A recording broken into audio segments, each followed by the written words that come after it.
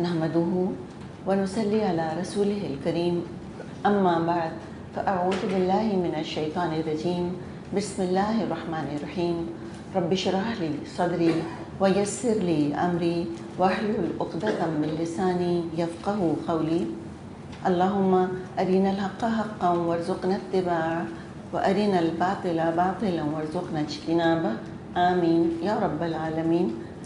सूरह कहफ आयत नंबर 3 तक हमने कर लिया था, आयत नंबर 4 से शुरू करते हैं। वयुन्ज़िरुल्लज़ीना क़ालू इत्तख़ज़ल्लाहु वलदा मा लहुम बिही मिन इल्मिन वला लिआबाइहिम कबुरत कलिमतन तख़रुजु मिन अफ़वाहिहिम इन यक़ूलूना इल्ला कज़िबा। थोड़ा सा हमें पीछे से तर्जुमा करना होगा ताकि बात समझ आ जाए ठीक से। ठीक ठीक सीधी बात कहने वाली किताब, ताकि वो लोगों को अल्लाह के सख्त अजाब से ख़बरदार कर दे और ईमान लाकर नेक अमल करने वालों को खुशखबरी दे दे कि उनके लिए अच्छा अजर है जिसमें वो हमेशा रहेंगे, और उन लोगों को डरा दे जो कहते हैं अल्लाह ने किसी को बेटा बनाया है। इस बात का ना उन्हें इल्म है ना उनके बाप दादा को था। बड़ी बात है जो उनके मुँह से निकलती है और वो महज झूठ कहते हैं। तो 2 आयतों में 2 दफ़ा इंज़ार का ज़िक्र आया है। तो ये 2 मुनज़िर, 2 ख़बरदार करने वाले कौन हुआ करते थे? किताब और रसूल। तो किताब का काम और रसूल का अहम तरीन जो काम था और काम है, यानी किताब तो मौजूद है, रसूल चले गए लेकिन तालीमात उनकी मौजूद हैं। अहम तरीन काम लोगों को वार्न करना, ख़बरदार करना, डरा देना, इसलिए कि इंसान 2 चीज़ों का मोहताज है। एक है दफ़उद दरर, दफ़ा करना, दूर करना, कि तकलीफ़ को दूर करना, और दूसरा है जल्बुल मनफ़ा। जल्बुल मनफ़ा का मतलब होता है नफ़ा हासिल करना। चलिए हम अरबिक टर्म्स को अगर रहने दें तो ज़िंदगी में हमें 2 चीज़ों की ज़रूरत है कि तकलीफ़देह चीज़ों को, नुकसानदेह चीज़ों को दूर किया जाए और फ़ायदेमंद चीज़ों को हासिल किया जाए। ठीक है। अब इसमें ये इमेजिन करें कि एक रास्ता है, इंतहाई ख़तरनाक रास्ता है, बहुत ख़तरनाक स्लोप है उसके ऊपर, और उसी रास्ते में एक शख्स सोने की डली लेकर खड़ा हुआ है फॉर एग्ज़ाम्पल। तो हम पहले क्या चाहेंगे? कोई हमको कोई ऑप्शन दे कि तुमको इस ख़तरे से बचना है, कि तुम्हारी जान ख़तरे में पड़ी है, या तुमको सोने की डली चाहिए। हम क्या ऑप्शन लेंगे? हम कहेंगे पहले हमें जान की सलामती चाहिए, यानी कि दफ़े मुदर्रत ये है कि पहले तकलीफ़ दूर हो जाए, ख़तरा दूर हो जाए, नुकसान दूर हो जाए। पहले टॉप प्रायोरिटी उसकी होती है, और उसके बाद फिर इंसान फ़ायदा या नफ़ा या मुनाफा हासिल करने का सोचता है। तो ये इंसान की फितरत का एक उसूल है कि हमेशा फ़ायदा हासिल करना ये सेकेंडरी होता है, एडिशनल होता है, ये तो ग्रेस है, एक्स्ट्रा चीज़ है। असल चीज़ ये है कि नुकसान दूर हो जाए, पहले ख़तरे से बचाना है, फिर खुशखबरी और इनाम की बात है। तो यहाँ बताया कि तमाम मुशरिकों को ख़बरदार कर दें जिन्होंने अल्लाह के लिए बेटे बेटियाँ बनाई हुई हैं, और अहले किताब को भी ख़बरदार कर दें जो अल्लाह के लिए बेटा करार देते हैं, उनको यकीनी इल्म हासिल नहीं है।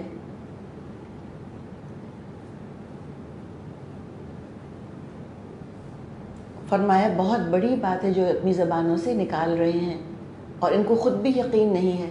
दिल इनकार करते हैं लेकिन रटे रटाए अल्फाज ज़बान से दोहरा रहे हैं। कुछ लोग ऐसे हैं जो समझते हैं हम ठीक कह रहे हैं, यानी समझ ही रहे होते हैं कि हम ठीक कह रहे हैं, जो हमने अल्फाज अदा किए हैं ज़बान से वो ठीक हैं, लेकिन अगर किसी गलत बात का यकीन भी हो तब भी वो बात तो गलत ही है ना, तब भी वो बात बहरहाल झूठ ही तो है, सच तो नहीं हो जाएगी। तो यहाँ पर बात किससे की जा रही है? नबी अकरम सल्लल्लाहु अलैहि वसल्लम से बात करके बता दिया गया कि आप इनको वार्न कर दीजिए, आप इनको ख़बरदार कर दीजिए। अच्छा, यहाँ थोड़ी देर हम ठहर जाते हैं। सूरह कहफ दज्जाल के फितने से भी बचाती है। ठीक है, तो दज्जाली फितना दरअसल क्या चीज़ है, ये भी तो एक पूरी कहानी है। دجالی فتنہ کیا ہوتا ہے؟ ایک تو دجال شخص ہے جو کہ آئے گا اور وہ رسول ہونے کا دعویٰ کرے گا، ٹھیک ہے، اس کو انہیں کہ وہ اپنے آپ کو رسول کہہ کر خود پیش کرے گا، اور اس کے پاس طرح طرح کے کنی طرح سے کرتب دکھانے والے اس کے پاس پاورز ہوں گے، بارشیں برسا دے گا، زمین سے رزق جو ہے وہ پیدا کرنے پر اس کا اختیار ہوگا. تو وہ تو ایک شخص دجال ہے. اور آپ صلی اللہ علیہ وسلم نے فرمایا کہ ہر نبی نے اپنی امت کو خبردار کیا تھا دجال کے فتنے سے، اور میں بھی تم کو اسے خبردار کرتا ہوں. آپ نے فرمایا تھا اگر میری زندگی میں نکل آیا تو میں تمہاری حفاظت کروں گا، لیکن ظاہر ہے وہ آپ کی زندگی میں تو نہیں نکلا. لیکن جب بھی وہ نکلے گا، اگر ہم سورہ کہف پڑھتے رہیں گے تو یہ سورہ کہف ہمیں دجال سے بچا لے گی، دجال سے بھی بچا لے گی اور دجالی فتنے سے بھی بچائے گی. دجالی فتنہ کیا ہے؟ دجالی فتنہ یہ ہے کہ دنیا بہت زیادہ اہم ہو جائے، بہت خوبصورت ہو جائے، اور آخرت اور دین بالکل نظروں سے اوجھل ہو جائے. دنیاوی علوم میں تو بہت ترقی ہو جائے، اور جو انسان کی دنیاوی علوم والی آنکھ ہے وہ تو بہت روشن ہو جائے، ایکوائرڈ نالج حاصل ہو جائے، اور جو ریویلڈ نالج، جو علم الادیان ہے، وہ والی آنکھ بالکل بند ہو جائے، اس کی طرف توجہ ہی نہ جائے. تو یہ ہے دراصل دنیا کا دھوکہ، دنیا کا دجل. دجل کہتے ہیں دھوکے کو، دجال بہت بڑا دھوکے باز. دجل کیا ہوا کرتا تھا کہ دراصل ان کے ہاں اونٹ ہوا کرتے تھے عربوں کے پاس، اور ان اونٹوں کو بعض دفعہ کوئی جلد کی بیماری ہو جاتی تھی، ظاہر ان کی مارکیٹ ویلیو گر جاتی تھی، لوگ ایسے اونٹ نہیں خریدنا چاہتے تھے. تو بائر کو دھوکہ دینے کے لیے کیا کیا کرتے تھے لوگ جن کے وہ اونٹ ہوتے تھے، بیمار اونٹ، کہ ان کی اسکن کے اوپر وہ کوئی ٹار وغیرہ لگا دیتے تھے جس سے کہ وہ اسکن کا ڈیزیز چھپ جایا کرتا تھا. اس کو دجل کہتے تھے. اس طرح وہ دھوکہ دیا کرتے تھے کہ اونٹ صحت مند ہے، اس کو بیماری نہیں ہے. تو یہ دنیا کا دجل کیا ہے؟ دنیا کا دھوکہ. دنیا کا دھوکہ کس چیز سے آتا ہے؟ دنیا کا دھوکہ اس کی خوبصورتی سے ہے، اس کی زینت سے ہے. اور جیسے جیسے سائنس نے ترقی کی ہے، دنیا کا یہ دجل اور زیادہ پوٹنٹ ہو گیا ہے، بہت سخت ہو گیا ہے، بہت اس کا نشہ بہت بڑھ چکا ہے. اب تو پیسہ جس کے ہاتھ میں ہے وہ جائے اور جا کے اپنے لیے نئی شکل خرید لے، نیا جسم خرید لے، سرجریز طرح طرح کی ہو رہی ہیں، اپنے انٹرنل آرگنز تبدیل کروا سکتا ہے انسان. کیا کچھ نہیں کر سکتا پیسے سے. ایک زمانہ تھا جب ہمیشہ سے ظاہر ہے پیسے والے اور کم پیسے والے تو رہے ہیں. پہلے کیا ہوتا تھا؟ مغلوں کا کیا معاملہ تھا؟ جب گرمی ہوتی تھی مغل بادشاہ کیا کرتے تھے آپ کے خیال میں؟ اس لگژری میں بیٹھے ہوتے تھے جس میں میں اور آپ بیٹھے ہیں. ان کے ہاں بھی پنکھے ہوتے تھے. فرق کیا ہوتا تھا کہ غلام یا کنیزیں وہ پنکھے جھل رہے ہوتے تھے، چلو مور کے پروں کے بنے ہوئے ہوتے تھے، مور چھل جن کو کہتے تھے. اور غریبوں کے گھر میں اس کی جھونپڑی میں کیا تھا؟ کیا ہوتا تھا؟ اس کے پاس بھی ہاتھ کا پنکھا ہوتا تھا، وہ اس کو جھلتا رہتا تھا بیٹھا ہوا. یہی ڈفرینس تھا نا، اس سے زیادہ تو نہیں تھا. آج کتنا ڈفرینس ہے. گرمی جب ہو رہی ہے تو لوگوں کے گھر سینٹرلی ایئر کنڈیشنڈ ہیں، پورے مالز ایئر کنڈیشنڈ ہیں، ان کی سواریاں، ان کی گاڑیاں ایئر کنڈیشنڈ ہیں. اور غریبوں کا حال دیکھیں، ایک ٹمٹماتا پنکھا بھی نہیں ہے. ان کے ہاتھ میں ابھی تک وہ ہاتھ سے جلنے والا پنکھا ہے. اور پیسے نے کیا لگژری فراہم کر دی ہے پیسے والوں کو. تو یہ دجل بڑھ گیا ہے نا. اسی کے ساتھ کنزیومرزم بہت بڑھ گیا ہے. تو یہ دنیا کی خوبصورتی بہت بڑھ گئی. ساتھ ہی ساتھ کیا ہوا کہ دین کے ساتھ لوگوں کا اٹیچمنٹ کم سے کم ہوتا چلا گیا. یہ کب سے ہوا؟ جب سے کہ اگر ہم تاریخ میں دیکھیں، تھوڑا سا اگر ہم تاریخ میں جا کے دیکھیں کہ بھئی یہ معاملہ کیا ہوا، اس لیے کہ جس دور میں ہم رہ رہے ہیں ایسا لا خدا دور پہلے کبھی نہیں آیا. لوگ شرک کرتے تھے. شرک کیا تھا؟ ایک سے زیادہ وہ خدا بنا لیتے تھے. یہ جو آج کل ہم ایتھیزم دیکھ رہے ہیں کہ اللہ کے وجود ہی کا انکار، یہ ہم نے نہیں دیکھا. انسان یعنی ہم سے مراد ہے انسانوں نے. یہ دور پہلے کبھی نہیں آیا کہ اللہ کے وجود ہی کا انکار کر دیا جائے. یہ 1700s کا فنومنن ہے. 1700s میں یہ کانسیپٹ نکلا تھا کہ اللہ کا وجود ہے ہی نہیں. جب سے تاریخ بنی ہے، جب سے انسان دنیا میں آیا ہے، ہمیشہ ہمیشہ انسان کی فطرت نے گواہی دی ہے کہ میرا رب ہے، اور پھر تعلیمات آتی رہیں۔ دوسرے، یہ دین اللہ سے ایک تو نفرت، اور جب اللہ سے نفرت ہوئی تو پھر دین کو بھی انہوں نے چھوڑ دیا، دین سے بھی بالکل دوری اختیار کر لی۔ اچھا، اب تک کیا ہوتا تھا؟ اللہ کو تو مانتے تھے، لیکن یہ جو مذہبی طبقہ تھا، جو مذہبی کلاس تھی، اسکالرس تھے، علماء تھے، پریسٹ وغیرہ تھے، ان کا لوگوں کے زندگیوں پر بڑا اثر اور رسوخ ہوا کرتا تھا۔ وہ لوگوں کی زندگیوں کو ڈکٹیٹ کیا کرتے تھے۔ دو پاورز ہوا کرتے تھے، خاص طور پر یورپ کی اگر آپ تاریخ کو دیکھیں، جو ان کی ڈارک ایجز ہیں، دو پاورز تھے، ایک مونارکی، بادشاہت، اور ایک پاپائیت، پریسٹ ہوڈ۔ بادشاہ بہت امیر ہوتے تھے، بڑا پاور ہوتا تھا، اور پریسٹ بہت امیر ہوتے تھے، بہت پاور ہوتا تھا۔ چرچز کے پاس جائیدادیں ہوا کرتی تھیں، بے انتہا پیسہ ہوا کرتا تھا۔ اچھا، جب یہ اقتدار ملا ریلیجس ایلیٹ کو، انہوں نے، اور ہم کس ریلیجس ایلیٹ کی بات کر رہے ہیں، اور کس علاقے کی بات کر رہے ہیں، اور کس دین کی بات کر رہے ہیں؟ ہم کرسچینٹی کی بات کر رہے ہیں، اور ہم یورپ کی بات کر رہے ہیں۔ ہوا کیا کہ ان کے ہاں ایک ان ہولی الائنس بن گیا بادشاہوں کا اور پریسٹ کا۔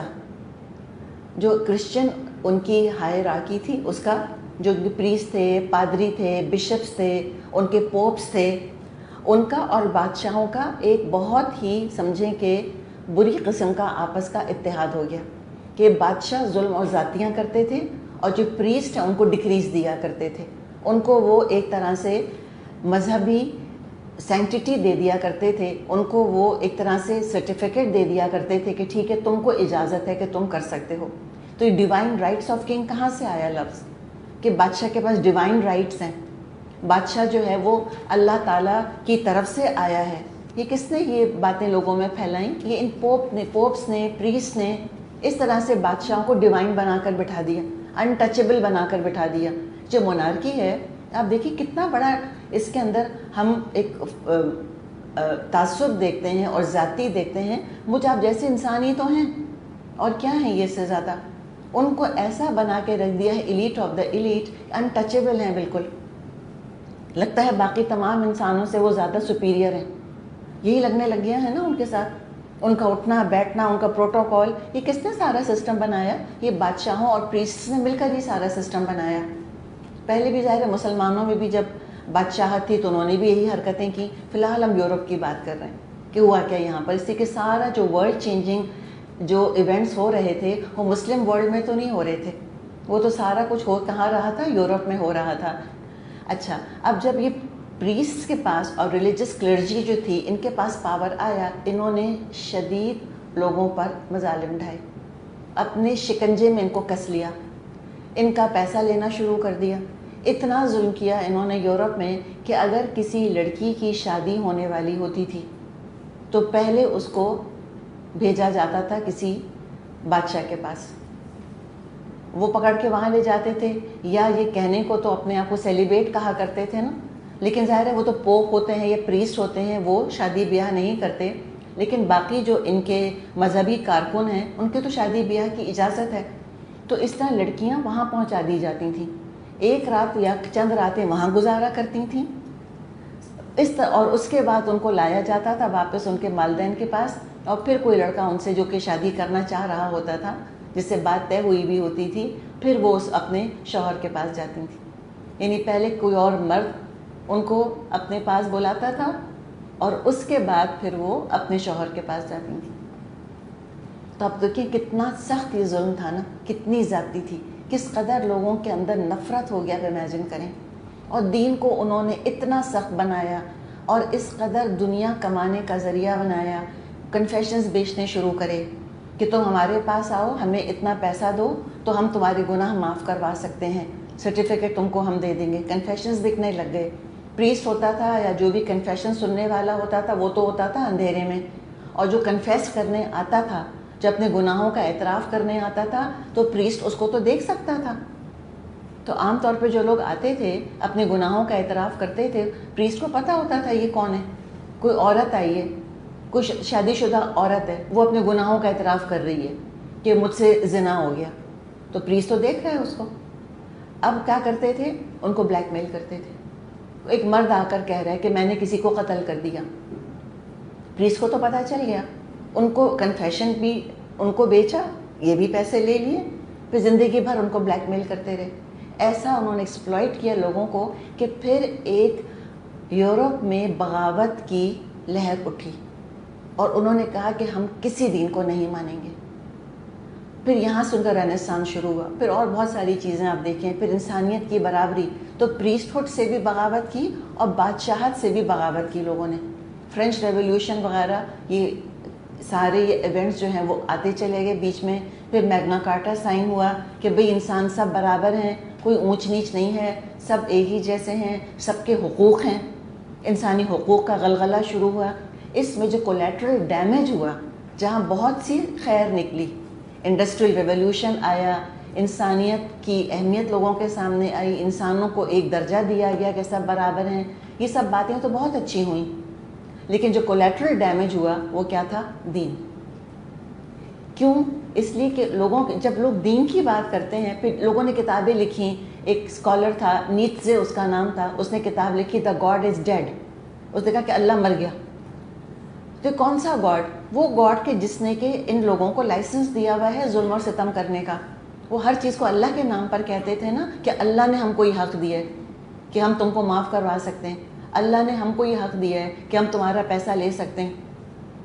اتنا لوگوں کا استحصال کیا، ان کا پیسہ لے لیا، زمینیں لے لیں، عورتیں لے لیں، اور لوگوں کے اوپر ظلم اور ستم کے پہاڑ ڈھائے. اور ہر چیز کے لیے وہ پھر دلیل کیا استعمال کرتے تھے؟ کہ اللہ نے ہم کو یہ حق دیا.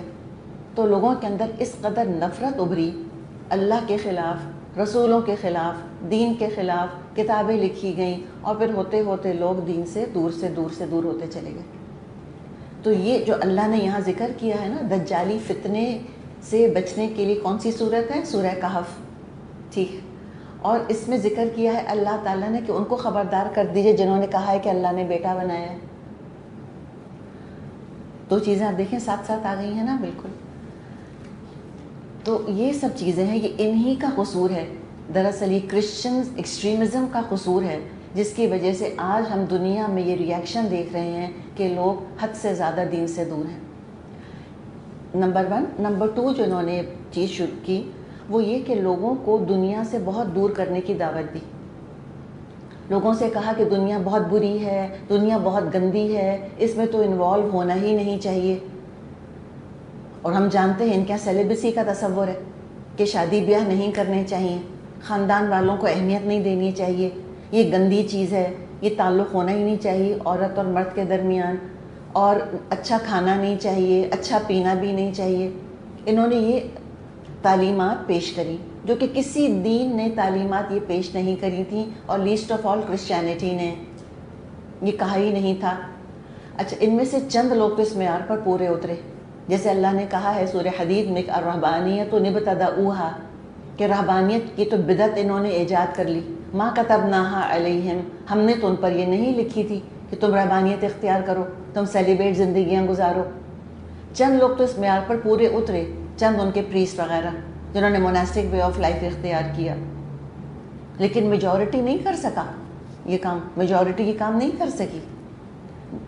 دعویٰ کرتے تھے کہ ہم شادی بیاہ نہیں کرتے، لیکن پس پردہ حد درجے کی گندگی تھی. اور اس پہ تو کہانیاں ہیں ان کے پریسٹس کی اور ان کے ننس کی، جہاں چرچز ہوتے تھے وہاں بچوں کے قبرستان ہوا کرتے تھے. ظاہر پھر وہ حمل ٹھہرا کرتا تھا، ناجائز حمل ٹھہرتا تھا. ایک نن ہے، وہ حاملہ کیسے ہو سکتی ہے؟ پھر ابارشن کراتے تھے. پھر کیا کچھ ظلم اور ستم ہوا کرتا تھا، کس طرح سے انہوں نے ایکسپلائٹ کیا ہے عورتوں کو، اور کیا انہوں نے اپنے گندے کام کیے ہیں سارے، اور کیسی دولت انہوں نے سمیٹی. دنیا کو تو تعلیم دیتے ہیں کہ دولت بہت گندی چیز ہے، تم کم سے کم کھاؤ، سادہ سے سادہ پہنو، اور خود انہوں نے ساری دولت اکٹھی کی ہوئی تھی اپنے پاس. ویٹیکن کو دیکھیں نا کبھی، اگر آپ کو گوگل وغیرہ پر بھی یا کسی یوٹیوب پہ دیکھنے کا اتفاق ہو، وہاں کے ٹریجرز تو دیکھیں ذرا. ہمیں تو خانہ کعبہ کے اندر کوئی ٹریجر نہیں ملتا، وہاں کوئی نذرانے نہیں چڑھائے کسی نے آ کر. ان کے ہاں دیکھیں، اور ان کے جو پادریوں کی جو روبز ہوا کرتی تھیں، کیا شاہانہ انداز ہوتا تھا ان کا. آج بھی جو ویٹیکن میں سیریمنیز ہوتی ہیں پوپ کی، وہ دیکھیے ذرا لگتا ہے کوئی بادشاہ سلامت آ گئے. اور الحمدللہ ثم الحمدللہ دیکھیں ہمارے امام صاحب آتے ہیں خانہ کعبہ کے، کس خاموشی سے آ جاتے ہیں وہ نماز پڑھانے کے لیے، اور کس خاموشی سے وہ چلے جاتے ہیں، وہاں موجود لوگوں کو بھی پتہ نہیں چلتا۔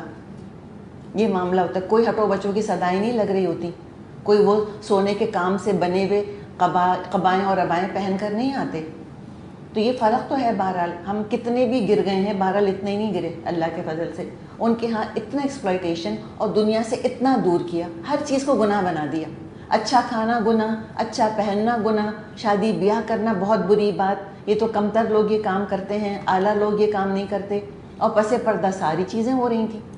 تو لوگوں کے اندر شدید ڈس ایلیوژنمنٹ آیا، اور جس شدت سے ایکسٹریم پر لے جا کے لوگوں کو دنیا سے روکا، تو جب دنیا نے رسہ توڑایا تو ربر بینڈ جب کھینچتے ہیں نا ہم، اور ربر بینڈ کو بہت کھینچیں اور کھینچنے کے بعد چھوڑیں تو کیا ہوتا ہے؟ پھر وہ ریکوائل ہوتا ہے۔ تو یہ اب انسانیت اس طرح سے ریکوائل ہوئی ہے، اتنی شدت کے ساتھ ان کو کھینچا، دنیا سے دور کیا۔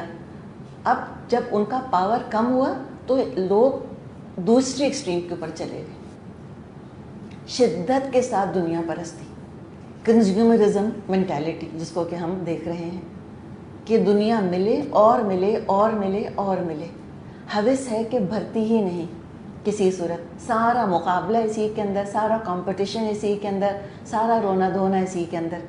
تب دنیا کو خدا بنا کر بیٹھ گئے ہیں، ایک نیا بت ہے، یہ پوری دنیا ہے، اور یہاں کی آسائش ہے اور یہاں کی زینت ہے۔ تو یہ سارا جو آج ہم دنیا میں ڈس بیلنس دیکھ رہے ہیں، اس سارے کے سارے کا الزام کرسچینٹی کے سر کے اوپر جاتا ہے، فیئر اینڈ اسکوائر۔ وہ خود بھی اس کا انکار نہیں کر سکتے۔ ہم مسلمان بادشاہوں کی تعریف نہیں کر رہے، وہ بھی بڑے دنیا پرست تھے، ان کا لیکن کہنا کیا تھا؟ ہم بھی کھائیں تم بھی کھاؤ۔ نہ انہوں نے اپنے آپ پہ پابندیاں لگائیں، بلکہ جو اللہ نے پابندیاں لگائیں تھیں وہ بھی نہیں لگائیں۔ کہنے کو خلیفہ تھے، اصل میں بادشاہ تھے۔ سچی بات تو یہ ہے، ہم نے پتہ نہیں خلافت کو کیا کوئی آئیڈیل بنا کر رکھا ہوا ہے دماغوں کے اندر۔ ٹھیک ہے، وہ چند خلیفہ شروع کے دور کے تھے، لیکن بعد کے جو خلیفہ آئے بالکل بادشاہ تھے۔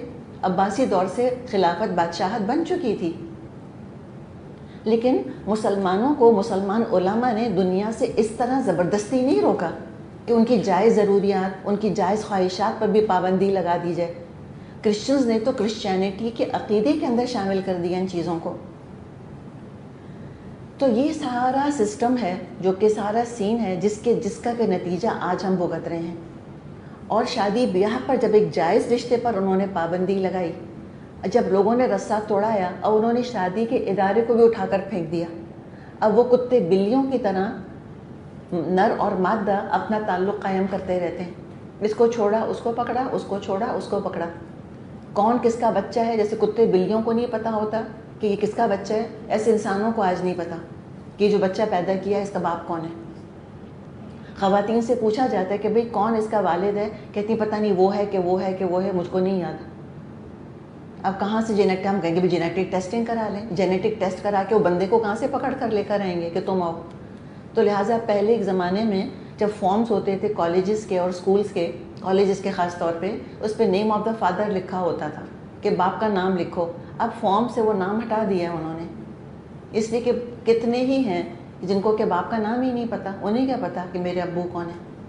تو دیکھیے یہ جو کچھ دنیا میں ہوا ہے یہ ریئیکشن ہے نا، something happened, every action has an equal and opposite reaction۔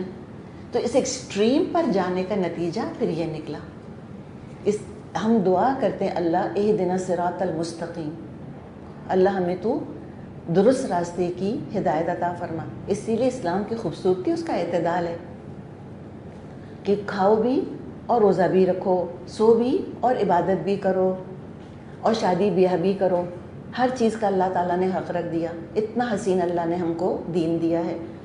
تو یہ ساری باتیں پھر آپ دیکھیں، یہ سارا پیچھے پورا بیک گراؤنڈ ہے جس کے بارے میں بھی ہم نے بات کی کہ یہ جو لوگ ہیں آپ ان کو آپ خبردار کر دیجئے جنہوں نے کہا تھا کہ اللہ کا بیٹا ہے، ان کو اس کے بارے میں کچھ علم نہیں، نہ ان کے والدین کو، ان کے آبا کو علم تھا، بس منہ سے ان کی باتیں نکلتی رہتی ہیں، اور انہوں نے بہت زیادہ جھوٹ بولا ہے۔ جو کہہ رہے ہیں وہ جھوٹ کے سوا کچھ نہیں۔ تو یہ دجالی فتنہ بھی کہاں پر ابھرے گا؟ یہ کس تہذیب سے دجالی فتنہ ابھرا ہے؟ یہ کرسچن تہذیب سے ابھرا ہے۔ وہ سارے ملک بہرحال کرسچن میجورٹی علاقے ہیں، یورپ ہے، امریکہ ہے، کہنے کا اپنا کو وہ سیکولر کہتے ہیں. سیکولر کہتے ہیں تو کرسمس کی چھٹی کیوں دیتے ہیں پھر؟ یہ کون سا سیکولرزم ہے؟ بھائی سیکولرزم تو یہ ہے نا، دین کا انکار، آرگنائزڈ ریلیجن کا انکار، کہ ہم کسی آرگنائزڈ ریلیجن کو اہمیت نہیں دیتے، لیکن ہر جگہ اہمیت دیتے ہیں. یہ کرسمس ٹری کیوں لگاتے ہیں؟ امریکہ میں تو جو سیکولرز ہیں، ٹرو سیکولرز، جو کہتے ہیں کہ we are a secular country, وہ کہتے ہیں کہ کسی کو اجازت نہیں ہونی چاہیے میری کرسمس کہنے کی. کیوں کہتے ہو تو میری کرسمس جب ہم سیکولر ہیں؟ کہتے ہیں آپ کہیں ہیپی ہالیڈیز. ہاں، لیکن بہرحال وہ کرسچن ہیں.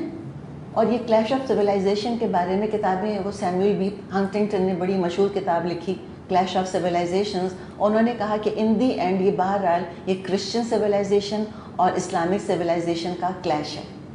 یہ وہی دور ہے.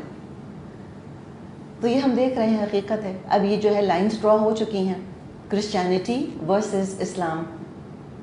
اور جوز ظاہر ہے وہ کرسچنس کے ساتھ ہی ہیں، یہ ان کی اپنی الائنس ہے. الکفر ملت واحدہ، کفر جو ہے وہ تو ایک ہی ملت ہوتا ہے، اسلام کے خلاف تو وہ ہمیشہ جمع ہو جاتے ہیں. حالانکہ جوز اور کرسچنز میں ہمیشہ سے نفرت اور جنگیں رہیں، لیکن اسلام کے خلاف وہ دونوں جمع ہو گئے ہیں اپنی جگہ. تو یہ کلیش آف سویلائزیشنز ہے ڈیفینیٹلی. اور یہ سلسلہ شروع ہو گیا تھا کروسیڈس کے زمانے سے.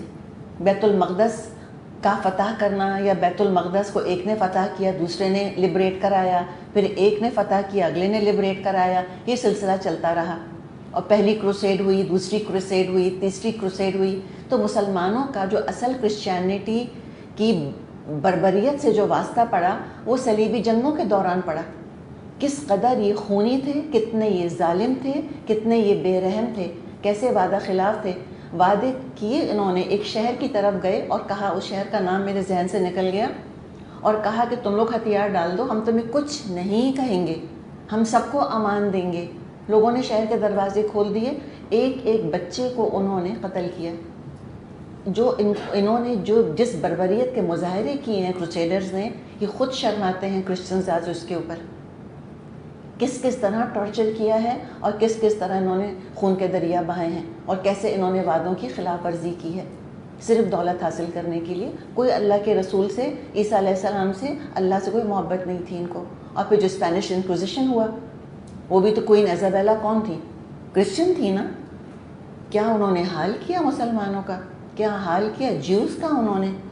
بلکہ نہ صرف مسلمانوں کا اور جیوز کا، بلکہ جو ان کے اپنے کرسچن ڈینومینیشن کو بلانگ نہیں کرتے تھے، جو ان کے اپنے عقیدے کے خلاف، اپنے فرقے کے خلاف کرسچنز تھے، ان کے ساتھ بھی جو معاملہ کیا.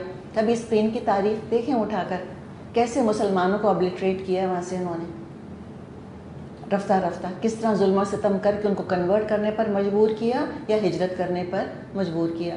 تو یہ سارا جو آج ہم دجالی فتنہ دیکھ رہے ہیں کہ لوگ حد درجے دین سے متنفر ہیں اور دور ہیں، اور حد درجے کی کنزیومرزم ہے، دنیا پرستی ہے. اس سب کا صحرا کہیں جو مرضی کہیں، اس سب کا الزام کرسچینٹی کے سر کے اوپر جاتا ہے. یہ ان کا کیا دھرا ہے سارا، جو سارے لوگ بھگت رہے ہیں، ساری دنیا جو بھگت رہی ہے. اور اس طوفان کے آگے کوئی بند اگر بنا ہوا ہے، کوئی اگر ڈیم بنا ہوا ہے، تو وہ مسلمان ہے.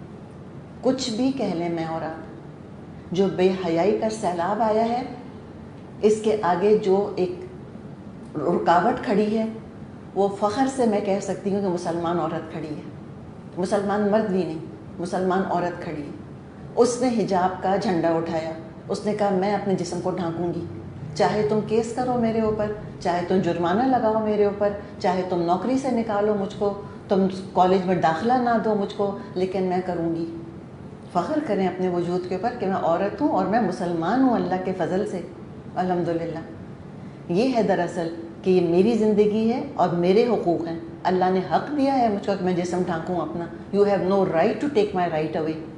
انہوں نے کیا کچھ سر توڑ کوششیں کر کے دیکھ لیں، کسی طرح وہ اس کو اریاں کر سکیں. وہ نہیں مان کر دیتی کہ میں اریاں نہیں ہوں گی، میں نیوڈیٹی اختیار نہیں کروں گی. اسی طرح یہ جو انبریڈلڈ کنزیومرزم ہے، دنیا پرستی ہے، کون روک رہا ہے اس سے؟ مسلمان علماء الحمدللہ. اور اس میں مرد اسکالرز بھی ہیں، عورتیں اسکالرز بھی ہیں. ان کے ہاں تو چرچز کے اندر وہ ساری تعلیمات جو بیان آج کل کر رہے ہیں کہ تم چرچ کو اتنا ڈونیشن دو تو دنیا میں تم کو یہ فائدہ ملے گا، اور وہ قصے کہانیاں جھوٹے سچے سارے ملا جلا کر ان کو سناتے ہیں کہ تم اتنا، جس نے فلاں ہے اس نے یہ ڈونیشن دیا تو اس کو اتنے لاکھ روپے مل گئے، اس کی لاٹری نکل آئی، وہ جوئے میں اتنی رقم جیت گیا مثال کے طور پہ، کوئی مرنے والا ریلیٹو اتنی انہیریٹنس اس کے لیے چھوڑ گیا. یہ سب جھوٹے سچے قصے لوگوں کو سناتے ڈونیشنز لینے کے لیے. پھر دیکھا انہوں نے کہ لوگ چرچ میں تو آ ہی نہیں رہے، اتنے لوگ چڑ چکے تھے کہ چرچ جو ہیں ابھی بھی دیکھیں چرچ وہاں ان کے سنسان پڑے، کتنے چرچز ہیں جو بک رہے ہیں اور وہ مسجدوں میں کنورٹ ہو رہے ہیں، لوگ مسلمان خرید کے وہاں مسجدیں بنا رہے ہیں. حالانکہ انہوں نے پھر سر توڑ کوشش کر لی کسی طرح لوگوں کو چرچز میں بلائیں، آرکسٹرا بلا لیا، میوزیشنز کو بلا لیا، گانا بجانا شروع کروا دیا، جو کر سکتے تھے کر لیا انہوں نے، لیکن نہ آ کر دیا لوگوں نے تو نہ آ کر دیا. اور ہماری مسجدیں اللہ تعالیٰ ان کو آباد رکھے، اور ضرور دعا کیا کریں اللہ تعالیٰ ہمارے مردوں کو مسجدیں آباد کرنے والا بنائے، اور ہماری عورتوں کو بھی، سب مسلمان جو ہیں مسجدوں کو آباد کریں انشاءاللہ. کووڈ کے بعد کووڈ چلا جائے گا انشاءاللہ تو پھر مسجدیں آباد ہوں گی. اور اس حال میں بھی الحمدللہ ہم دیکھ رہے ہیں کہ نماز کا انتظام تو اہتمام تو ہو ہی رہا ہے. تو اتنی لمبی آپ کو کہانی سنائی ہے. تو اب اس میں دیکھیں سورہ کہف ہے، یہ دجالی فتنے سے روکتی ہے. اس میں جو مختلف قسم کے فتنے آ سکتے ہیں، مال کا فتنہ، اقتدار کا فتنہ، علم کا فتنہ، ان سب کا یہاں پر ذکر کیا گیا ہے. اور یہ وہ صورت ہے کہ جس میں پازیٹیوٹی ہے. عام طور پہ تو یہ تھیم ہے قرآن کی کہ جس کو اقتدار ملا، جس کو مال ملا، جس کو علم ملا، اس نے مس یوز کیا اور پھر وہ تباہ اور برباد ہوا. سورہ کہف بڑی ایکسٹرا آرڈینری اور بڑی انیوژول صورت ہے. اس میں یہ بتایا گیا کہ جس کو مال ملا، جس کو اقتدار ملا، جس کو جوانی ملی، جس کو علم ملا، اس نے اس کو بہتری کے لیے لگایا اور بہتری کرنے کی کوشش کی. تو یہ دراصل دین کی، اللہ والوں کی سکسیس سٹوری والی صورت ہے، اور ایسی صورت کوئی اور نہیں ملتی ہم کو قرآن کے اندر. ہم نے کیا پڑھا کہ اللہ تعالیٰ نے ان کو ترقی دی، وہ بڑے ترقی یافتہ ہو گئے، پھر رسول ان کے پاس آئے اور انہوں نے رسول کا انکار کیا، اور پھر کیا ہوا؟ عذاب آ گیا. یہی پڑھتے آئے ہیں نا، اور زیادہ تر ہسٹری میں یہی ہوا. سورہ کہف ہم کو یہ بتا رہی ہے کہ ایکسیپشنز ہیں، اور ان تمام چیزوں کو استعمال کر کے اور دنیا میں بہتری اور بھلائی پھیلائی جا سکتی ہے. اسلام روکنے نہیں آیا ہم کو اقتدار سے یا مال سے یا جوانی کے تقاضوں سے روکنے نہیں آیا، لیکن ان تمام نعمتوں کو استعمال کرو اور دنیا میں تم بہتری پیدا کرو. یہ عین ممکن ہے. پتہ نہیں کتنی بات سمجھ آئی آپ کو، لیکن جو بات سمجھانے کی کوشش کی اللہ کرے کہ آ گئی ہو. تو لہٰذا جو آج کی دنیا ہے جس میں کہ دجالی فتنہ اور پوٹنٹ ہو چکا ہے، تو اس صورتحال میں پھر سورہ کہف کو سمجھنا بہت ضروری ہے. اور یہ وہ صورت ہے جس کو ہمیں چاہیے کہ اپنے یوتھ کو ہم ضرور سنائیں، یوتھ کو پڑھائیں اور ان کے ساتھ اس کو بیٹھ کے ڈسکس کریں. اب آگے فرمایا آیت نمبر 6 میں فَلَعَلَّكَ بَاخِعٌ نَفْسَكَ عَلَىٰ آثَارِهِمْ إِن لَّمْ يُؤْمِنُوا بِهَٰذَا الْحَدِيثِ أَسَفًا. اچھا تو اے محمد صلی اللہ علیہ وسلم، شاید تم ان کے پیچھے غم کے مارے اپنی جان کھو دینے والے ہو اگر یہ اس تعلیم پر ایمان نہ لائے. لَعَلَّكَ بَاخِعٌ نَفْسَكَ، یعنی کہ ڈر یہ ہے اے نبی کہ کہیں آپ اپنے آپ کو ہلاک نہ کر لیں. اس سے اندازہ ہوتا ہے کہ آپ صلی اللہ علیہ وسلم کو اپنی قوم کے ایمان نہ لانے کا کتنا غم تھا، کیسے آپ گھلا رہے تھے اپنے آپ کو، ان کی فکر میں، ان کی کوشش میں کیسے آپ لگے ہوئے تھے کہ کسی طرح سے یہ ایمان لے آئیں. اور یہ کیوں ایمان نہیں لا رہے تھے مکے والے؟ دنیا کی کشش کی وجہ سے. تو دنیا کے بارے میں فرمایا یہی دجالی فتنہ ہے جس کا کہ یہاں ذکر ہے. اِنَّا جَعَلْنَا مَا عَلَى الْأَرْضِ زِينَةً لَهَا لِنَبْلُوَهُمْ أَيُّهُمْ أَحْسَنُ عَمَلًا. واقعہ یہ ہے جو سر و سامان بھی زمین پر ہے، اس کو ہم نے زمین کی زینت بنایا ہے تاکہ ان لوگوں کو آزمائیں ان میں سے کون بہتر عمل کرنے والا ہے. تو اللہ تعالیٰ نے حقیقت ہے کہ دنیا کو بڑا سجایا ہے، بہت رنگین بنایا ہے، بہت پرکشش بنایا ہے اللہ تعالیٰ نے اس کو. اس کے اندر اللہ نے اٹریکشن رکھا ہے ہمارے لیے، اس کی بڑی کشش ہے، اور وقت کے ساتھ ساتھ اس کی کشش میں اضافہ ہی ہوتا چلا گیا۔ جیسے جیسے سائنس نے ترقی کری، ایسے ایسے دنیا کی کشش میں اضافہ ہو گیا۔ دنیا کے چاہنے والے تھکا مارتے ہیں، یہ محبوبہ ہے نا، اس کے بہت سے چاہنے والے ہیں، اس کے چاہنے والے بوڑھے ہو جاتے ہیں، قبر میں چلے جاتے ہیں، لیکن جو محبوبہ ہے یہ جوان سے جوان ہوئی چلی جا رہی ہے، یہ حسین سے حسین ہوئی چلی جا رہی ہے، اس کی زینت میں اضافے سے اضافہ ہوا چلا جا رہا ہے۔ تو اللہ فرما رہا ہے کہ ہم نے اس کو زینت دی ہے، کیوں؟ آزمانے کے لیے۔ کیا آزمانے کے لیے؟ کہ کون تم میں سے بہترین عمل کرتا ہے۔ دنیا کی اگر زینت کو ہم دیکھیں تو اس کے 3 بنیادی اقسام ہیں۔ ساری دنیا کی زینت کو ہم 3 کیٹیگریز میں ڈیوائڈ کر سکتے ہیں۔ ایک تو معادن ہے، منرلز، ٹھیک ہے، ان میں کیا کیا آتا ہے بتائیں؟ سونا، چاندی، ڈائمنڈز، ایمرلڈز، آئل، یہ ساری چیزیں ہیں نا، یہ سارے معادن ہیں۔ اسی طرح کا کوئی نیوکلیئر، ہم فیول کی بات کرتے ہیں، نیوکلیئر پاور کی بات کرتے ہیں، یہ سب معادن ہی تو ہے دراصل، اور یہ بڑی زبردست چیز ہے۔ اور دوسری چیز نباتات، پلانٹ کنگڈم، یہ اس کی زینت ہے، اس چیز کی خوبصورتی آپ دیکھیں، اللہ نے کتنے خوبصورت پیڑ پودے بنائے ہیں، کیا اللہ نے علاقے بنائے ہیں، کیسے کیسے لوگ جاتے ہیں، ریزورٹس میں جاتے ہیں، وہاں وقت گزارتے ہیں، ریلیکس ہوتے ہیں، کتنے بڑے بڑے باغ ہیں جو پروٹیکٹڈ پراپرٹیز ہیں، نیچرل ہیبیٹیٹ ان کو بنا کے چھوڑا گیا ہے۔ اور تیسری چیز جاندار، حیوانات، یعنی جاندار تو اوبیسلی نباتات بھی ہیں، لیکن حیوانات، اینیمل کنگڈم، اور ان جانداروں میں اعلیٰ ترین خود انسان ہے، اور انسان کے اندر طلب ہے کہ وہ سونا، چاندی، پاور، اقتدار، علاقے، ان کو حاصل کرے۔ تو اللہ تعالیٰ نے دنیا کو آزمائش بنا دیا انسان کے لیے، اور مال و متاع کے ذریعے سے اللہ آزماتا ہے، اور رشتے ناتوں کے ذریعے سے آزماتا ہے۔ سورہ آل عمران آیت نمبر 14 ہم نے پڑھی تھی، اس میں اللہ تعالیٰ نے 6 محبتیں گنوائی ہیں، یاد ہے آپ میں سے کسی کو؟ زُیِّنَ لِلنَّاسِ حُبُّ الشَّهَوَاتِ مِنَ النِّسَاءِ وَالْبَنِينَ وَالْقَنَاطِرِ الْمُقَنطَرَةِ وَالذَّهَبِ وَالْفِضَّةِ وَالْخَيْلِ الْمُسَوَّمَةِ والانعام والحرث، اور آخر میں کیا کہا تھا؟ ذَلِكَ مَتَاعُ الْحَیَاةِ الدُّنْیَا، یہ سب دنیا کی زندگی کا سر و سامان ہے، یہی ساری زینت ہے۔ تو اللہ تعالیٰ نے جو امتحان ہمارا لیا ہے کہ ہمیں اس دنیا میں رکھا ہے، اس دنیا کو اللہ نے بہت سجایا ہے، اور پھر امتحان یہ ہے کہ ڈسٹریکٹ ہوتے ہو یا اللہ کو یاد رکھتے ہو۔ ایک شعر ہے، وہ یاد تو نہیں آ رہا، لیکن یہ ہے نا کہ اپنے رخ کے آگے پتہ نہیں کیا شمع رکھ کر وہ کہتے ہیں کہ پروانہ ادھر کو جاتا ہے کہ ادھر کو آتا ہے۔ تو اللہ تعالیٰ نے بھی اپنا علم دے دیا ہم کو کہ میں ہوں، اللہ کا وجود ہے، اور اللہ تعالیٰ نے دنیا کو سجا دیا۔ اب امتحان میرا اور آپ کا یہ ہے کہ ہم دنیا کے گرویدہ بنتے ہیں، پروانے بنتے ہیں، یا ہم اپنے رب کے گرویدہ اور اس کے پروانے بنتے ہیں۔ اور یہ بیت اللہ کا طواف کیا یاد دلاتا ہے کہ نہیں، میں تو پروانہ وار اپنے رب کی محبت میں گرفتار ہوں، میں تو اپنے رب کو چاہتی ہوں۔ دراصل یہ نماز کیا سکھاتی ہے کہ دنیا ایک طرف اور میرا رب ایک طرف۔ تو اللہ تعالیٰ نے اس طرح ہمیں آزمایا ہے، بڑی سخت آزمائش ہے، کم ہی نصیب والے، ایمان والے اس دنیا کے فتنے سے بچ سکتے ہیں کہ اس کو ضرورت سمجھیں اور مقصد نہ بنائیں، اس کو اپنی ضرورت کے تحت استعمال کریں، اور جائز خواہشات پوری کرنے کی بھی اجازت دی ہے اللہ تعالیٰ نے کہ ٹھیک ہے، ضرورت سے بڑھ کے خواہش بھی پوری کر سکتے ہو۔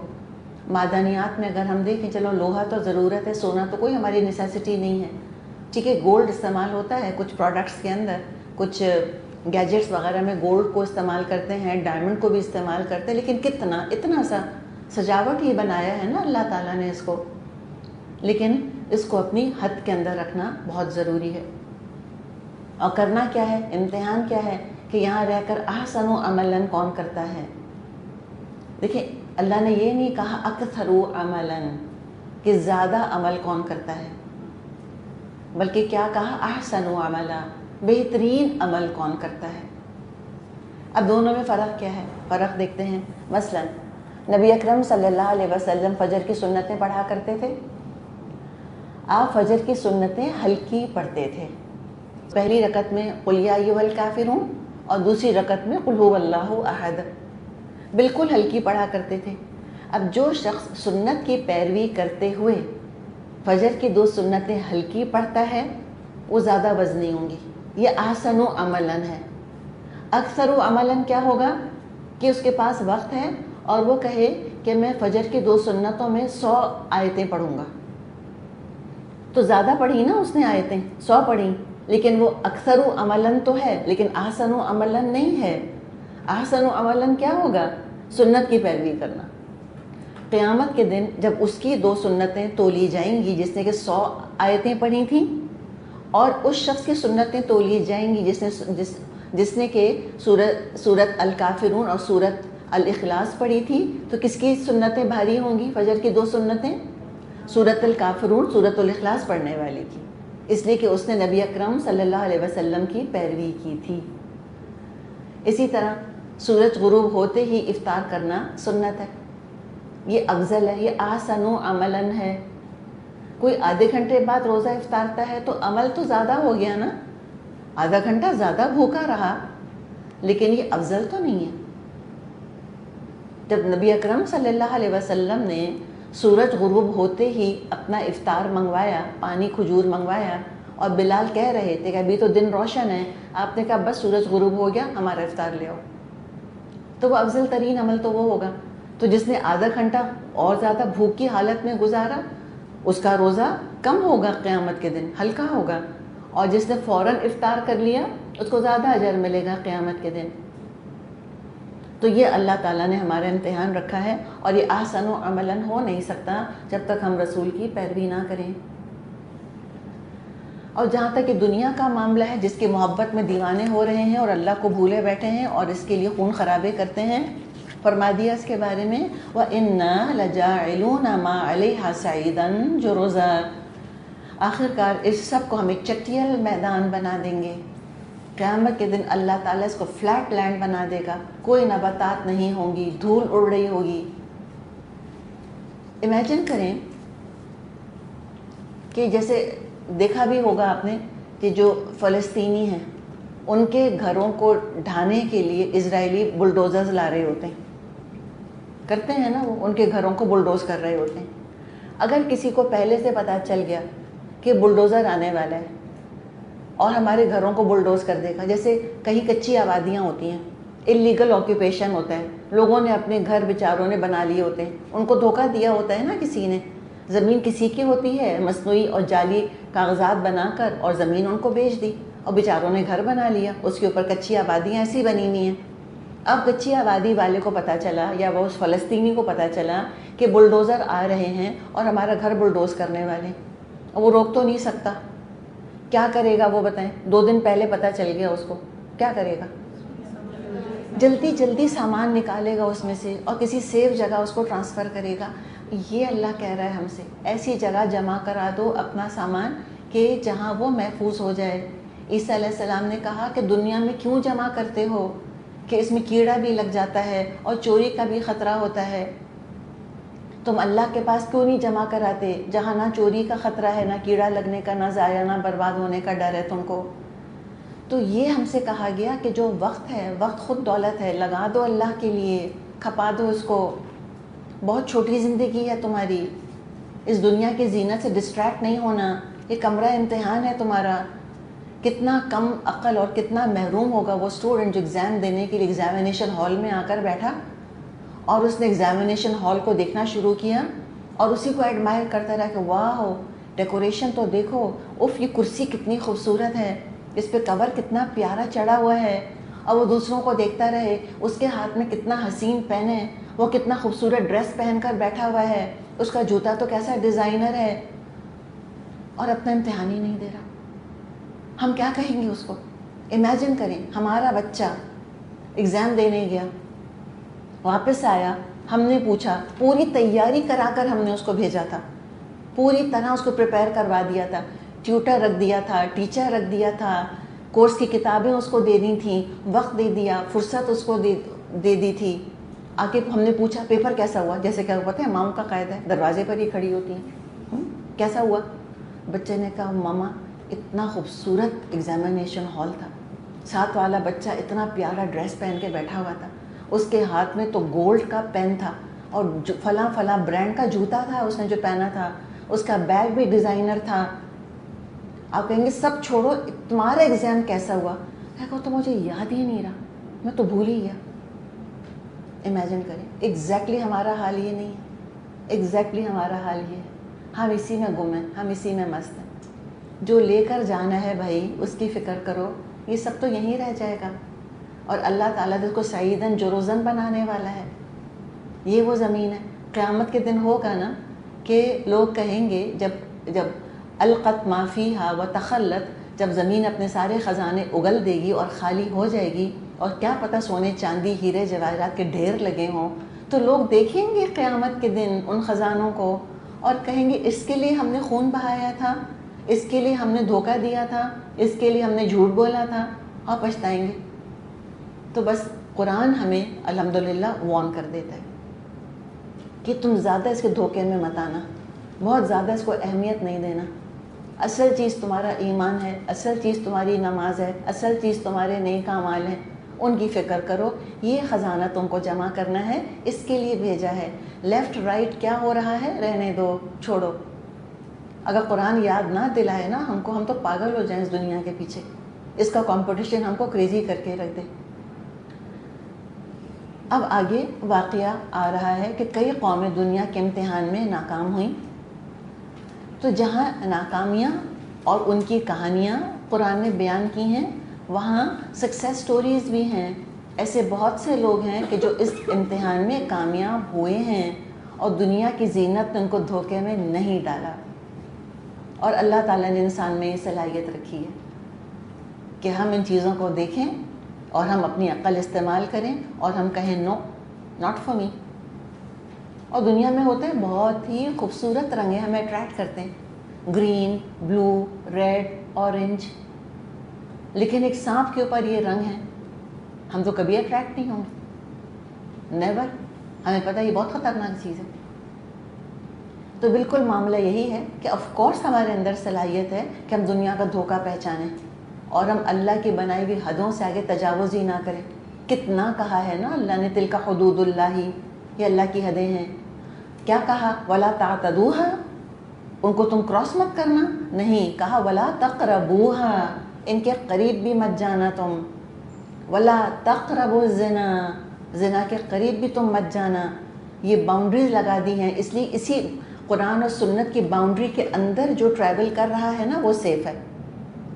اور دنیا بہت خطرناک ہے, بہت جال لگے ہوئے ہیں یہاں پر, بڑے بڑے ٹریپس ہیں یہاں پر, بڑے بڑے دھوکے ہیں یہاں پہ, بڑے بڑے دشمن ہیں جو منہ کھول کر بیٹھے ہوئے ہیں, بڑے بڑے بھیانک یہاں پر خطرے ہیں جو موجود ہیں.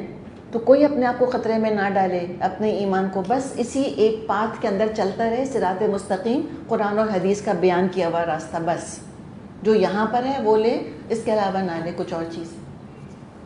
ادھر ادھر پگڈنڈیوں میں نکلنے کی ضرورت نہیں ہے. تو ایسے بھی اللہ تعالیٰ ہمیں اب واقعات سنائے گا کہ بہت سے ایسے لوگ ہیں گزرے ہیں دنیا میں جو دنیا کے دھوکے میں نہیں آئے, دنیا نے ان کو نقصان نہیں دیا, دنیا سے وہ خیر ہی سمیٹتے رہے, دنیا کو خیر ہی دیتے رہے, اور مرنے کے بعد بھی وہ ایک بہترین رول ماڈل کی شکل میں اللہ نے ان کے قصوں کو پرزرو کر لیا. تو اللہ تعالیٰ فرما رہا ہے آیت نمبر 9, ام حسبت ان اصحاب الکہف والرقیم کانوا من آیاتنا عجبا, کیا تم سمجھتے ہو غار اور کتبے والے ہماری کوئی بڑی عجیب نشانیوں میں سے تھے؟ اچھا جی, اصحاب الکہف, کچھ لوگوں کا ذکر ہے جن کو اللہ تعالیٰ نے اصحاب الکہف کہا ہے. کچھ لوگ تھے وہ غار میں پناہ گزین ہو گئے تھے, لمبے عرصے تک وہ غار کے ساتھ ہی رہے, اس لیے کہ صحبت رہی نا ان کی غار کے ساتھ, تبھی ان کو اصحاب کہا. صحبت, لمبی صحبت ہو تو وہ صحابی کہلاتا ہے کوئی, اگر لمبی صحبت نہیں تھی تو وہ صحابی نہیں ہوگا, ساتھی نہیں ہوگا. تو لمبے عرصے تک وہ غار میں رہے تھے, تو وہ غار کے ساتھ ہی رہے تھے. رقیم اس لیے کہا کہ ان کے حالات بعد والوں نے لکھ لیے تھے کسی کتاب یا تختی پر, کتبے کے اوپر یا کسی کتاب میں ان کے حالات لکھ لیے گئے تھے. اور کتاب تو ظاہر ہے کیا ہوگی اس زمانے میں، کاغذ تو اویلیبل نہیں تھا، اسی طرح یہ کتبے وغیرہ ہی ہوا کرتے تھے. کتبہ سمجھتی ہیں وہ جو تختیاں ہوتی ہیں جس کے اوپر لکھ لیا جاتا ہے. تو ان کی داستان رقم ہو گئی تھی. آج بھی ہم کہتے ہیں داستان رقم کرنا. تو رقم تو ہم پیسے کو کہتے ہیں نا آج کل، کتنی رقم، اتنے روپے ہیں، کتنی رقم ہے تمہارے پاس. تو رقم روپے کے لیے بھی ہوتا ہے، پیسے کے لیے بھی، اور رقم لکھنے کے لیے بھی استعمال ہوتا ہے لفظ. داستان رقم کرنا یہ کہتے ہیں. تو ان کی داستان رقم کر دی گئی تھی، اس لیے ان کو ہو سکتا ہے کہ رقیم کہا گیا ہو. اور یقیناً ان کی داستان بڑی حیرت انگیز ہے، یقیناً بڑی عجیب کہانی ہے ان کی. بعض لوگ کہتے ہیں کہ رقیم وادی کو کہتے ہیں، وادی کو، ویلی کو. اور بعض لوگ کہتے ہیں کہ جس جگہ یہ نوجوان رہتے تھے یا اصحاب کہف رہتے تھے وہ اس جگہ کا نام رقیم تھا. واللہ عالم کیا نام تھا اس جگہ کا. آگے فرمایا اذ اول الفتیۃ الی الکہف، جب وہ چند نوجوان غار میں پناہ گزین ہوئے. فقالوا، تو انہوں نے کہا، ربنا آتنا من لدنک رحمۃ وہیئ لنا من امرنا رشدا. اور انہوں نے اللہ تعالیٰ سے دعا کی کہ اے پروردگار ہم کو اپنی رحمت خاص سے نواز اور ہمارا معاملہ درست کر دے. اچھا، یہ جو آیت کا ٹکڑا ہے ربنا آتنا من لدنک رحمۃ وہیئ لنا من امرنا رشدا، یہ چھوٹا سا استخارہ بھی ہے. لمبا استخارہ کرنے کی اگر کبھی فرصت نہ ملے یا وہ یاد نہ ہو، حفظ نہ ہو، اور ایک دم سوچ رہا ہے انسان کہ اللہ میں یہ کام شروع کرنا چاہ رہا ہوں یا چاہ رہی ہوں تو یہ کام اللہ تعالیٰ میرے لیے خیر کا باعث بنے، تو فوراً ہم یہ دعا مانگ سکتے ہیں کہ ربنا ہب لنا، ربنا آتینا من لدنک رحمہ وہیئ لنا من امرنا رشدا. تو یہ بڑی حیرت انگیز ایک کہانی ہے، ان نوجوانوں کی مشہور اور معروف کہانی ہے. گبن ایک ہسٹورین تھا، اس نے بھی اسٹوری آف 7 سلیپرز لکھی ہے. تو یہ مشہور اور معروف، یعنی کہ ورلڈ ہسٹری میں یہ کہانی جانی پہچانی ہے. تو اللہ تعالیٰ نے فرمایا ہے کہ وہ کون تھے؟ فتیہ تھے. فتیہ نوجوان تھے، بھرپور ہمت، جسمانی طاقت رکھنے والے چند لڑکے تھے. تعداد ان کی 7 آتی ہے. قرآن نے ایگزیکٹ نمبر تو نہیں بتایا، لیکن بہرحال 2+2 کر کے اندازہ ہو جاتا ہے کہ یہ 7 تھے. اعلیٰ گھرانے کے چشم و چراغ تھے. یہ بھی ہمیں آگے اشارے مل جائیں گے، لیکن جو ہسٹری ان نوجوانوں کی مختلف تہذیبوں کے اندر، مختلف کلچرز میں آتی ہے، وہ بھی یہی ہے کہ اعلیٰ گھرانے کے چشم و چراغ تھے. تو اگر یہ کھاتے پیتے ایلیٹ گھرانوں کے تھے تو کیا کیا ان کے پاس نعمتیں ہوں گی؟ اس ساری دنیا کی زینت ہوگی نا ان کے پاس. دیکھیں، ان کے پاس دولت، ان کے پاس اقتدار، ان کے پاس اور دولت ہو اور اقتدار اور ساتھ جوانی. پھر آپ دیکھیں اس کا تو نشہ دنیا کا 2 آتشہ ہو جاتا ہے جوانی کی وجہ سے. لیکن ان کی جوانی دیوانی نہیں تھی، ان کی جوانی بڑی دانا قسم کی جوانی تھی، بڑی عقل مندوں والی جوانی تھی. دنیا اپنی پوری آرائش اور زیبائش کے ساتھ ان کی طرف متوجہ تھی. ظاہر ان کے والدین، ان کے ابو اعلیٰ عہدوں پر ہوں گے، اور وہ تھا کہ وہ ہیریڈیٹری ہوا کرتے تھے عہدے اس زمانے میں. اگر باپ جس عہدے پر تھا تو آٹومیٹکلی بیٹا وہ عہدہ لے لیا کرتا تھا بعد میں. تو کریئر بھی ان کا سیٹ تھا، جوان تھے. ظاہر لڑکیاں بھی ہوں گی، جوانی جب آتی ہے تو جن سے مخالف کی کشش پیدا ہو جاتی ہے. اور جب یہ اتنے کھاتے پیتے تھے اور اچھی شکل صورت کا مزیوم کر رہے ہیں کہ اللہ تعالیٰ نے جب زینت کا ذکر کیا تو حسن تو بہت بڑی زینت ہے نا. حسن سے بڑھ کے اور زینت کیا ہے؟ انسانی شکل. تو خوبصورت بھی ہوں گے، ینگ ہوں گے، صحت مند ہوں گے. لڑکیاں بھی ان کی طرف متوجہ ہوتی ہوں گی. ان کو پتہ ہوگا کہ ہم کتنے زیادہ ڈیمانڈ میں ہیں، ہمارا کریئر سیٹ ہے، گھر میں لگژری ہے، پیسہ ہے، سب کچھ ملا ہوا تھا، اقتدار ان کے پاس تھا. پوری طرح دنیا ان کی طرف متوجہ تھی. اور پھر یہ دنیا کو چھوڑ کر غار میں کیوں چلے گئے؟ سارا کچھ انہوں نے چھوڑ دیا، کیا ریزن تھا؟ اور اللہ تعالیٰ سے پھر یہ دعا کر رہے ہیں، ربنا، اے ہمارے رب، آتینا من لدنک رحمہ، اللہ تو اپنے خاص اپنے پاس سے ہم کو رحمت عطا فرما دی. وہیئ لنا من امرنا رشدا، اور ہمارے اس معاملے کو درست کر دے. غار میں اس لیے چلے گئے تھے یہ لڑکے کہ اللہ سے وفاداری خطرے میں پڑ رہی تھی. توحید پرست نوجوان تھے. وقت کا بادشاہ مشرک تھا. حکومتی سطح پر مجبور کیا جا رہا تھا کہ یہ شرک کریں. اس لیے کہ عام انسان نہیں تھے کسی کونے خدرے میں چھپے ہوئے، بڑے پرومیننٹ تھے. تو ان کا توحید پرست دین بادشاہ کی نظر میں آ گیا تھا. بادشاہ مشرک تھا، سارا اس کا تو گورکھ دھندا شرک کے اوپر بنا ہوا تھا. وہ جو ابھی بات کی تھی نا ہم نے divine rights of the king, کہ بادشاہ جو ہے وہ تو اللہ کی طرف سے اپوائنٹڈ ہوتا ہے، اس کے تو خصوصی حقوق ہیں جو کہ لوگوں پر ہوتے ہیں، ڈیوائن رائٹس ہوتے ہیں اس کے. تو اگر وہ یہ کہتا کہ میں تم جیسا عام انسان ہوں جو کہ توحید کرتی ہے، انسانوں کو برابر کر دیتی ہے، کسی کو کسی کے اوپر کوئی فضیلت نہیں ہے، تو پھر اس کا تو معاملہ ہی سارا بگڑ کے رہ جاتا. تو شرک تو ان کی ضرورت تھی تاکہ وہ لوگوں کے اوپر ڈومینیٹ کر کے اپنی حکومت کو قائم رکھ سکیں. اور ظاہر پر ان کے درباری تھے، ان درباریوں کے اندر ان لڑکوں کے باپ ہوں گے، ان کے والد ہوں گے وہاں پر. تو پریشر آپ دیکھیں، لیئر بائی لیئر پریشر آ رہا ہوگا گورنمنٹ کے لیول سے.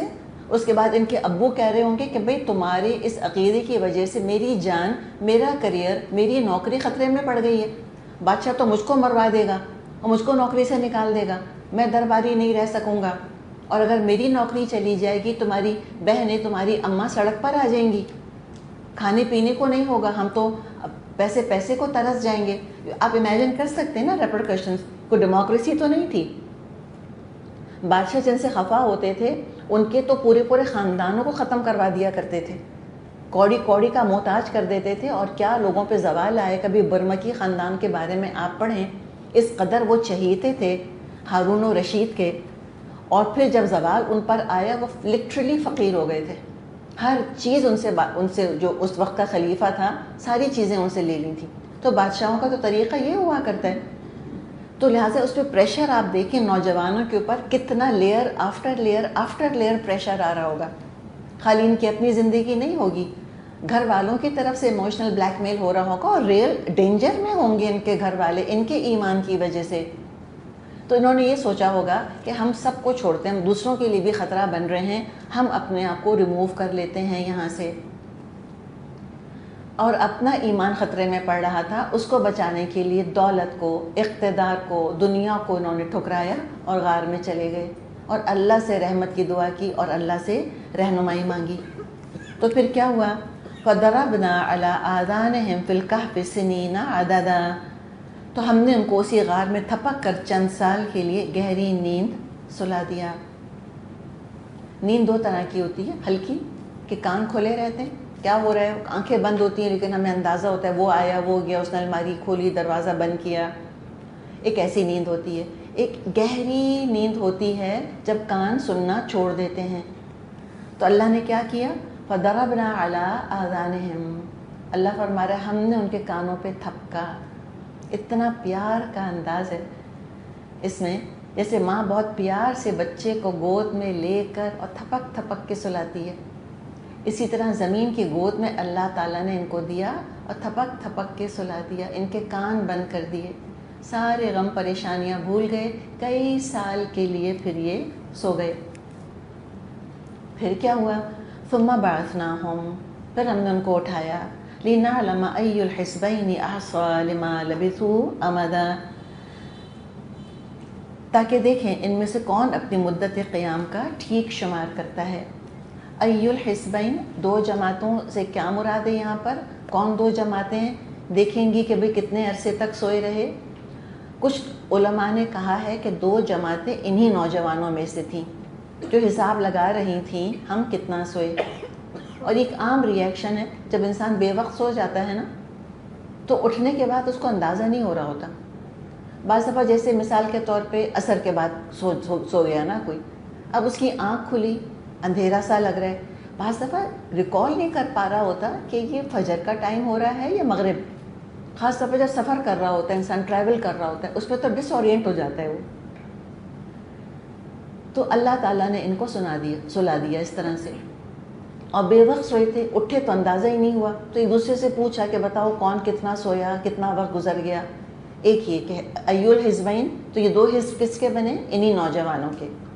اور بعض علماء کہتے ہیں کہ نہیں، حزبین سے مراد ہے ایک گروہ نوجوانوں کا اور ایک گروہ بستی والوں کا، کہ جب یہ اٹھے تو نوجوان کہہ رہے تھے ہم اتنا سوئے اور بستی والے کہہ رہے تھے تم اتنا سوئے، اتنے عرصے سوئے۔ اچھا، اسی طرح آپ یہ دیکھیں کہ جب انسان بہت شدید ایموشنل ٹراما سے گزرتا ہے تو شدید ایموشنل ٹراما سے گزرنے کے بعد اگر نیند آ جاتی ہے تو یہ اللہ کی بڑی رحمت ہے۔ جیسے کہ بدر میں کیا ہوا تھا، نعاس آ گئی تھی نا، اونگ چھا رہی تھی مسلمانوں کے اوپر، احد کے اندر بھی یہی ہوا تھا۔ تو بہت ٹینشن ہو، بہت پریشانی ہو تو دو ریئیکشن ہوتے ہیں، بعض لوگوں کی نیند اڑ جاتی ہے اور بعض کو تھوڑی نیند آ جاتی ہے۔ تو جن کی نیند اڑ گئی وہ مجھے بتائیں کہیں جہنمی ہیں، اور جن کو نیند آ گئی وہ پکے جنتی ولی اللہ ہیں۔ اللہ کا واسطہ یہ کنفیوژن نکالنے کو نہیں کہا جا رہا کہ اب جا کے آپ نے کہنا شروع کیا جب مجھ پہ پریشانی پڑتی مجھ کو تو نیند آنے لگتی ہے۔ لوگوں نے کہا ہاں جی سورہ کہف میں پڑھا ہے ہم نے، تم تو ولی اللہ ہو گئی ہو پتہ ہے، اور مجھ کو تو نیند ہی نہیں آتی۔ ہم کہیں تم استغفار کرو اپنے بارے میں، تم پہ تو رحمت ہی نہیں ہے اللہ کی۔ یہ نتائج مجھ کو اور آپ کو ڈرا نہیں کرنے، لیکن اگر پریشانی میں کسی کو نیند آ جاتی ہے تو یہ بڑی اللہ کی رحمت ہے، ٹھیک ہے۔ تو اللہ تعالیٰ نے اس طرح ان پر رحمت فرمائی اور اللہ نے پھر ان کو اٹھایا تاکہ پھر دیکھیں کون کتنا سویا۔ اب آگے ان کا قصہ جو ہے وہ بیان ہوگا، پھر انشاءاللہ ہم بریک کے بعد شروع کریں گے۔